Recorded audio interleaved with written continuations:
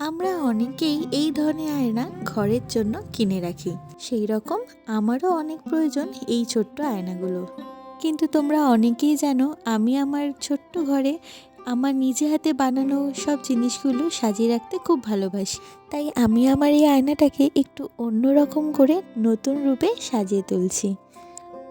প্রথমে আয়নাটাকে সেট করার জন্য আমি ভালো করে কার্ডবোর্ডটাকে কেটে নিচ্ছি।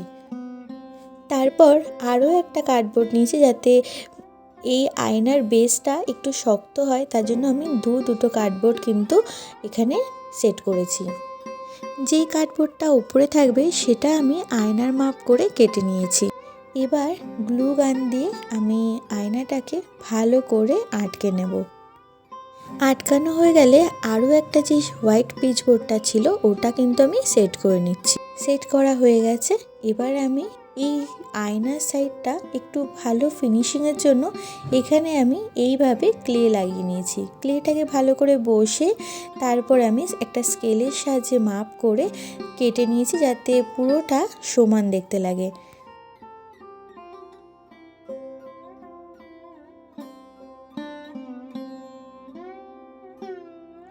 আমি কিন্তু আয়নার চারপাশটাই একটু ক্লে দিয়ে এইভাবে সুন্দর একটা ফিনিশিং দিয়েছি।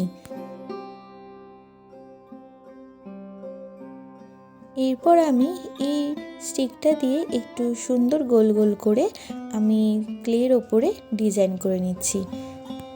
ক্লেটা এবার একটু শুকোতে থাকুক, এর কালার পার্টটা আমি নেক্সট ভিডিওতে নিয়ে আসছি। ততক্ষণ তোমরা সবাই ভালো থেকো।